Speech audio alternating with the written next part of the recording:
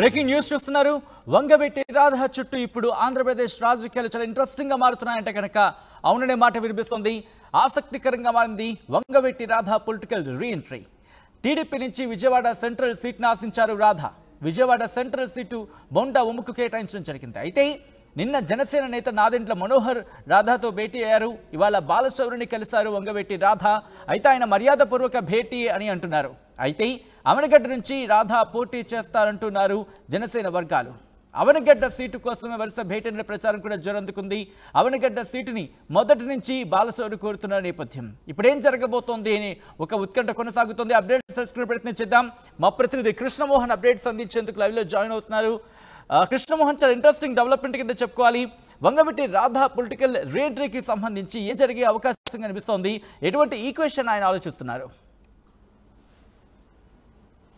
Yes Sachin, ఉదయం నుంచి కూడా మనం రాధా వ్యవహారంలో చాలా కీలకమైన విషయాలను ప్రస్తావించుకున్న పరిస్థితి ఆర్టీవీలో చూసాం. అయితే ఈరోజు చాలా ఇంట్రెస్టింగ్ డెవలప్మెంట్స్ రాధా సంబంధించిన వ్యవహారంలో. ఇప్పుడైతే రాధా నిన్న తెనాలికి వెళ్ళి అక్కడ మనోహర్తో కలిసి కాసేపు అక్కడ చర్చించుకున్న తర్వాత ఇప్పుడు కథ అంతా కూడా మారిపోయిన పరిస్థితి. ఇప్పుడు బేసిక్గా బాలశౌరి, ఎవరైతే వైసీపీ ఎంపీగా ఉన్న బాలశౌరి మచిలీపట్నం నుంచి యాక్చువల్గా ఎంపీ స్థానంలో రంగంలో ఉన్నారు. ఆయన అక్కడ సీటు లేదు అని చెప్పిన నేపథ్యంలో జనసేనలో చేరారు. భారీ ర్యాలీగా పెద్ద ఎత్తున ఆయన ఇక్కడికి వచ్చి జనసేన పార్టీలో జాయిన్ అయిన పరిస్థితిని మనం చూసాం, గతంలో జరిగిన పరిస్థితి. అయితే మనం 2 రోజుల ముందే ఆర్టీవీ ఎక్స్క్లూజివ్గా చెప్పింది, మచిలీపట్నం నుంచి బాలశౌరికి ఎంపీ టికెట్ ఇవ్వట్లేదు, అక్కడ మెతాస్ నరసింహరావుకి ఇచ్చే పరిస్థితి ఉంటుంది, ఒక ప్రముఖ పారిశ్రామికవేత్తకు అక్కడ సీటు కల్పించాలని పవన్ కళ్యాణ్ భావిస్తున్నారు, బాలశౌరికి సీటు లేదు అని. కానీ ఆ టైంలోనే బాలశౌరికి అవనగడ్డ ఎమ్మెల్యేగా పంపిస్తే ఎలా ఉంటుంది, ఆయనకి ఎక్కడో దగ్గర అకామిడేషన్ చేయాలి కాబట్టి ఖచ్చితంగా అవనగడ్డకి ఇస్తే ఎలా ఉంటుంది అనేది ఒక చర్చ అయితే జరిగింది. అయితే నిన్న రాధా ఎంట్రీతో అంటే 128 స్థానాల వరకు తెలుగుదేశం ప్రకటించారు. బ్రేకింగ్ న్యూస్ చూస్తున్నారు. కాకినాడలో చాలా ఇంట్రెస్టింగ్ పరిణామాలు చోటు చేసుకుంటున్నాయి. ఒక్కసారి కృష్ణమోహన్ రిక్వెస్ట్, ఒక్కసారి మీ లైన్లో ఉండండి. లేటెస్ట్ బ్రేకింగ్ చూస్తున్నారు. చాలా ఇంట్రెస్టింగ్ రాజకీయాలు మారుతున్నాయని చెప్పుకోవాలి. ముఖ్యంగా ఆంధ్రప్రదేశ్ రాజకీయాలకు సంబంధించి కాకినాడ జనసేన ఎంపీ క్యాండిడేట్ గా ఉదయని ప్రకటించారు జనసేనాని పవన్ కళ్యాణ్. ఇప్పుడే అంశానికి సంబంధించి ఆయన ప్రకటన జారీ చేశారు. జనసేన ఎంపీ క్యాండిడేట్ గా పంపిస్తారు.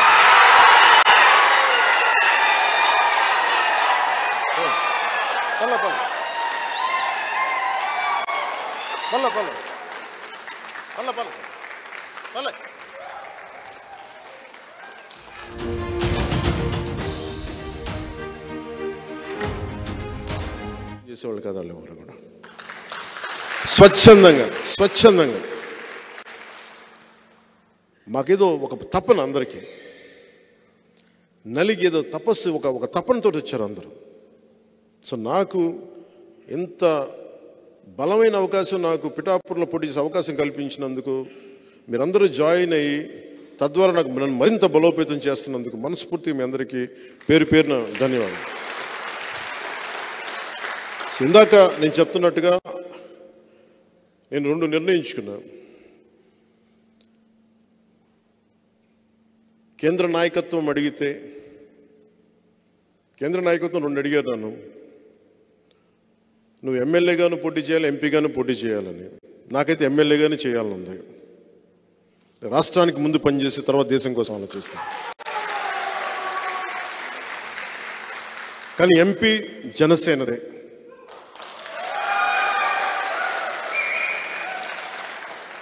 ఉదయ్ నా కోసం ఇంత త్యాగం చేశాడు కాబట్టి ఉదయ్ని ఎంపీ క్యాండిడేట్గా పంపిస్తాను.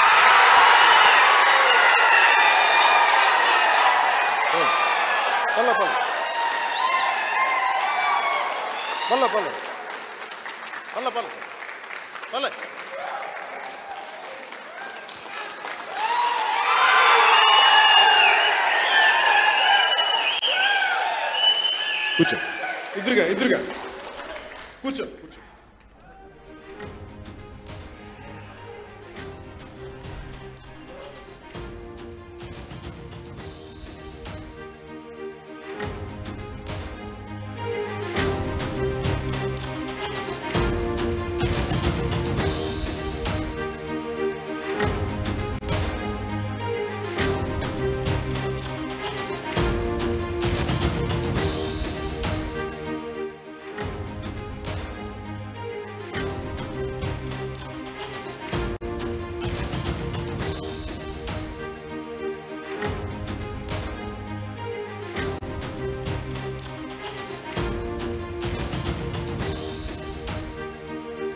బ్రేకింగ్ న్యూస్ చూస్తున్నారు. చాలా ఇంట్రెస్టింగ్ రాజకీయ పరిణామాలు చెప్పుకోవాలి. ఎందుకంటే ఇటు కాకినాడ మచిలీపట్నం రెండింటికి సంబంధించి, కాకినాడకి సంబంధించి మీరు చూశారు పిఠాపురం నుంచి ఉదయ్ పేరు ప్రచారంలో ఉండింది ఎమ్మెల్యే. కానీ ఎప్పుడైతే జనసేనాని పవన్ కళ్యాణ్ అక్కడి నుంచి బరిలోకి దిగుతామని అనుకున్నారు, ఉదయ్ అక్కడ త్యాగం చేసిన సందర్భం ఉంది. కాబట్టి ఇప్పుడు ఉదయ్ని కాకినాడ ఎంపీ నుంచి బరిలోకి దింపుతా ఉంటూ కూడా కొద్దిసేపటి క్రితం జనసేనాని పవన్ కళ్యాణ్ ప్రకటించిన పరిస్థితి. సో ఈ నేపథ్యంలో మచిలీపట్నానికి సంబంధించి ఇంట్రెస్టింగ్ రాజకీయ పరిణామాలు చోటు చేసుకుంటున్నాయి. ఎందుకంటే మిగిలిన అదొక్కటే కాబట్టి మచిలీపట్నానికి సంబంధించి బాలశౌర లేకపోతే వంగవీటి రాధానా అనే ఒక ఇంట్రెస్టింగ్ పరిణామాలు చోటు చేసుకుంటున్నాయి. ఇటు నాదెండ్ల మనోహర్ కూడా ఆయనతో భేటీ కావడం, ఇప్పుడు ఈ కీలక పరిణామం చోటు చేసుకోవడం, చాలా ఇంట్రెస్టింగ్ గా పరిణామాలు మారుతాయని చెప్పుకోవాలి. అప్డేట్స్ తెలుసుకునే ప్రయత్నం చేద్దాం. మా ప్రతినిధి కృష్ణమోహన్ అప్డేట్స్ అందించేందుకు లైవ్ లో కంటిన్యూ అవుతున్నారు. కృష్ణమోహన్, మరి డిస్కషన్ జరుగుతూ ఉండగానే ఇంట్రెస్టింగ్ పరిణామం చోటు చేసుకుంది ఆంధ్రప్రదేశ్ రాజకీయాల్లో. మళ్ళీ పాయింట్ వంగవీటి రాధాకే వస్తుందని చెప్పుకోవాలి. ఏం జరగబోతుంది? వంగవీటి రాధాకి ఇప్పుడు మచిలీపట్నం నుంచి బరిలోకి దించుతారా, లేకపోతే అక్కడ బాలశౌరిని బరిలోకి దించే అవకాశం ఉందా జనసేనాని పవన్ కళ్యాణ్? సత్యన్న, ఒకటి క్లారిటీ ఈ విషయంలో. అవనిగడ్డ అసెంబ్లీ స్థానాన్ని నుంచి ఈసారి బాలుశౌరికి టికెట్ ఇవ్వాలని మొదటగా భావించారు. అయితే రాధా ఎప్పుడైతే నిన్న మనోహర్ని కలిసిన తర్వాత, రాధా పేరు ప్రస్తావనలోకి వచ్చిన తర్వాత, రాధా అవనగడ్డ అసెంబ్లీ స్థానం నుంచి పోటీ చేయాలని మనసులో ఉంది. కాబట్టి అదే వ్యవహారాన్ని బాలశౌరి దగ్గరికి వెళ్ళి బాలశౌరికి క్లియర్గా చెప్పిన మాట, మీరు ఎంపీగా పోటీ చేయాలనుకుంటే చేయండి, నేను అవనిగడ్డ నుంచి పోటీ చేస్తాను అనేది రాధా అతనితో రిక్వెస్ట్ చేసిన పరిస్థితి. అయితే ఇప్పుడు పవన్ కళ్యాణ్ అనౌన్స్మెంట్లో ఉదయ్ ఎవరైతే ఉన్నారో, టీ పాయింట్ అధినేత ఉదయ్ ఎవరైతే ఉన్నారో అతను పవన్ కళ్యాణ్ కోసం తన సీటును త్యాగం చేశారు. కాబట్టి అతన్ని ఎంపీగా పంపిస్తాను అన్నారు. అంటే ఇక్కడ ఎంపీగా పంపించడానికి 2 స్థానాలు ఉన్నాయి. ఒకటి కాకినాడ నుంచి కావచ్చు, లేకపోతే మచిలీపట్నం నుంచి కావచ్చు. అక్కడ కాకినాడ నుంచే పంపిస్తానని అతనే డిక్లేర్ చేయలేదు, మచిలీపట్నం నుంచి పంపిస్తానని కూడా డిక్లేర్ చేయలేదు. 2 స్థానాల్లో ఒక స్థానం నుంచి, ఎంపీ స్థానం నుంచి ఉదయాన్ని పంపిస్తారు అన్నారు. అంటే పిఠాపురం సీటు ఇవ్వలేదు కాబట్టి అదే సామాజిక వర్గానికి సంబంధించిన అతన్ని మచిలీపట్నం నుంచి అయినా పంపించవచ్చు, లేకపోతే కాకినాడ నుంచి అయినా పంపించవచ్చు. కానీ కాకినాడ సీటు ఆల్రెడీ సానా సతీష్కి ప్రస్తావించిన పేరు ఉంది కాబట్టి బహుశా దాన్ని వదులుకోవడం కంటే కూడా మచిలీపట్నం స్థానం నుంచి పంపిస్తే ఎలా ఉంటుంది అనే ఆలోచనకి పవన్ కళ్యాణ్ ఆలోచిస్తున్నట్టుగా అతని మాటల్లో మనకు స్పష్టంగా అర్థమవుతుంది. అయితే పవన్ కళ్యాణ్ ఎంపీ నుంచి ఎక్కడి నుంచి ఉదయ్కి పంపిస్తాననే క్లారిటీ ఇవ్వలేదు. మాత్రం పవన్ కళ్యాణ్ ఒకటే చెప్పారు, ఎంపీగా పంపిస్తాను అన్నారు. కానీ కాకినాడ ఎంపీ నుంచి పంపిస్తానని చెప్పలేదు. బహుశా అక్కడ 2 స్థానాలు ఉన్నాయి. ఒకటి కాకినాడ ఎంపీకి వచ్చేసరికి సానా సతీష్ ఆల్రెడీ రంగంలో ఉన్నారు, ఆయన పేరు దాదాపు ఖరారైంది.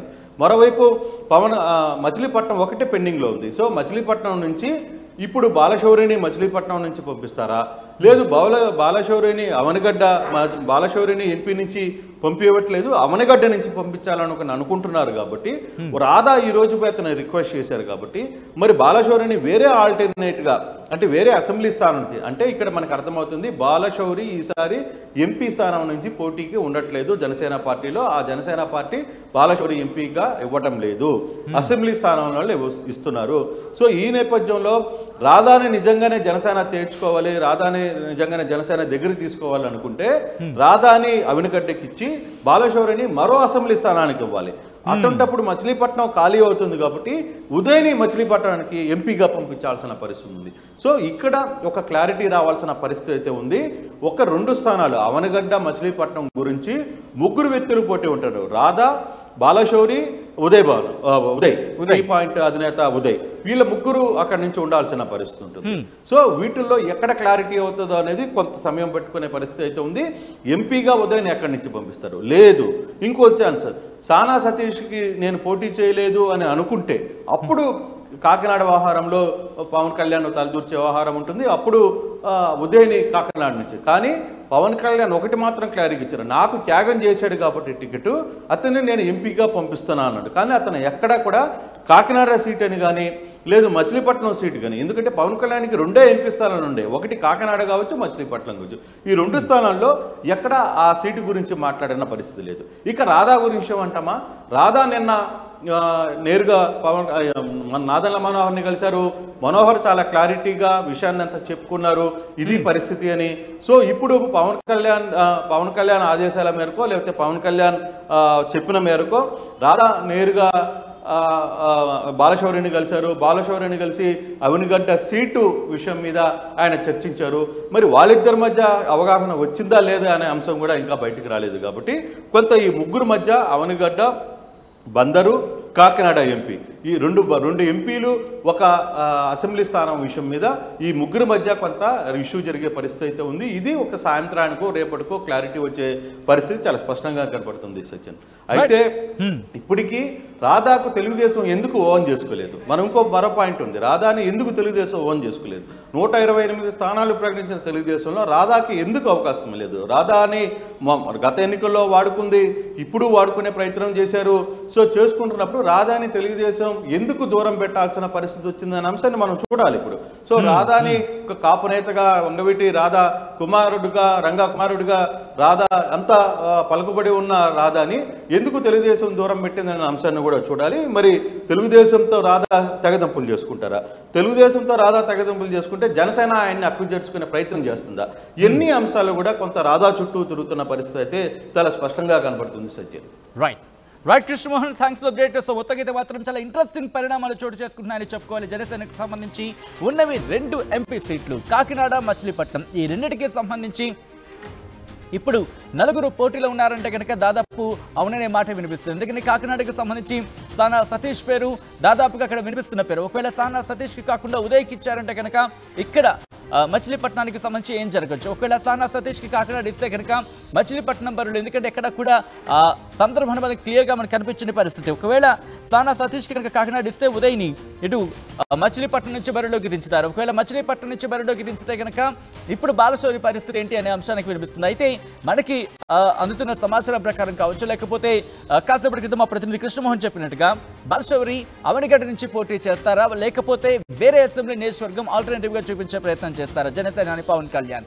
ఒకవేళ అవనిగడ్డ రాధా కోరుతున్నట్టుగా అవనిగడ్డ కనుక రాధాకు కేటాయిస్తే జనసేనకు సంబంధించి ఇప్పుడు బాలశౌరిని ఎక్కడ అకామిడేట్ చేయొచ్చు, ఏ స్థానం నుంచి పోటీలోకి దించొచ్చు అనే ఒక ఉత్కంఠ కూడా కొనసాగుతోంది.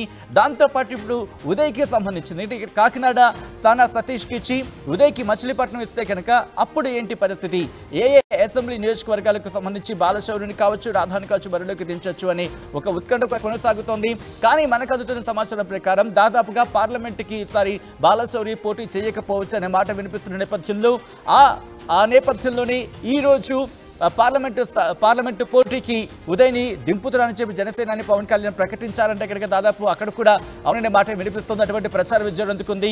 సో ఇప్పుడు కాకినాడ, మచిలీపట్నంతో పాటు ఇటు అవనిగడ్డకు సంబంధించి ఈ 3 స్థానాలు కొట్టారు. 2 పార్లమెంటు, ఇటు ఒక అసెంబ్లీకి సంబంధించి 4 పోటీలో ఉన్నారంటే కనుక దాదాపు అవుననే మాట వినిపిస్తోంది.